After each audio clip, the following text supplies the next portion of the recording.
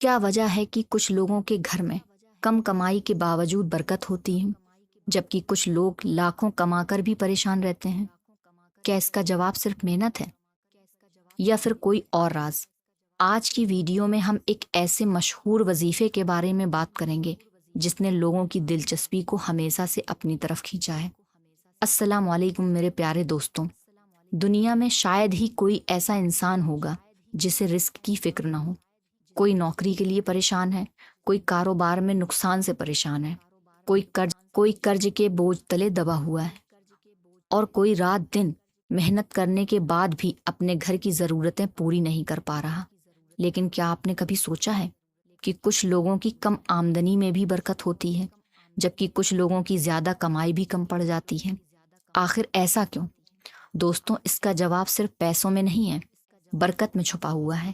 اور جب اللہ کسی بندے کو برکت عطا کرتا ہے تو تھوڑے میں بھی بہت ہو جاتا ہے۔ اسی برکت کو پانے کی امید میں بہت سے لوگ وظیفہ پنج گنج قادریہ پڑھتے ہیں۔ لیکن رکیے، اس ویڈیو کا سب سے اہم حصہ ابھی باقی ہے، کیونکہ بہت سے لوگ اس وظیفے کو پڑھتے تو ہیں لیکن انہیں کوئی فرق محسوس نہیں ہوتا۔ آخر وجہ کیا ہے؟ دوستوں، بزرگوں نے ایک بات کہی ہے، جس زبان پر ذکر ہو لیکن دل غافل ہو، اس کا اثر کم ہو جاتا ہے۔ یعنی صرف الفاظ پڑھ لینا کافی نہیں ہے، دل کا اللہ کی طرف جھکنا بھی ضروری ہے۔ ذرا سوچئے، اگر کوئی انسان دن بھر جھوٹ بولے، لوگوں کا حق مارے، نماز چھوڑ دے اور پھر صرف یہ امید کرے کہ ایک وظیفہ اس کی ساری پریشانیاں ختم کر دے گا، تو کیا یہ صحیح سوچ ہے؟ ہرگز نہیں۔ دوستوں، غوث اعظم رحمۃ اللہ علیہ نے ہمیشہ لوگوں کو اللہ سے جوڑنے کی تعلیم دی ہے۔ انہوں نے کبھی آسان راستوں کا وعدہ نہیں کیا، بلکہ توبہ، عبادت، سچائی اور اللہ پر بھروسہ سکھایا ہے۔ یہی وجہ ہے کہ جب کوئی انسان کسی وظیفے کے ساتھ اپنے کردار کو بھی بدلتا ہے تو اس کی زندگی میں اچھے بدلاؤ آنے لگتے ہیں۔ اب میں آپ کو ایک ایسی بات بتانے جا رہی ہوں جو شاید آپ نے پہلے کبھی سنی ہی نہ ہو۔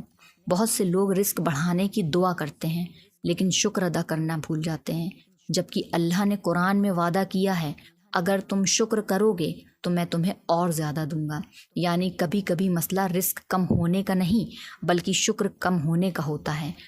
دوستوں، اگر آپ بھی اس عمل کو پڑھتے ہیں تو صرف رزق کے لیے نہیں بلکہ اللہ کی رضا کے لیے پڑھیے۔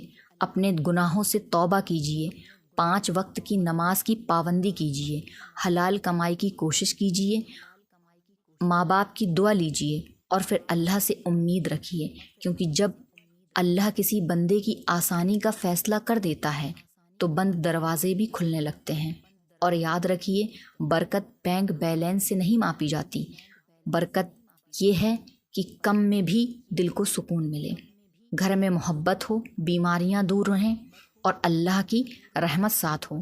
تو دوستوں، اگر آپ بھی چاہتے ہیں کہ آپ کی زندگی میں برکت آئے تو آج سے اللہ سے اپنا رشتہ مضبوط کیجیے اور کمنٹ میں لکھیے، یا اللہ میرے رزق میں برکت عطا فرما۔ آمین۔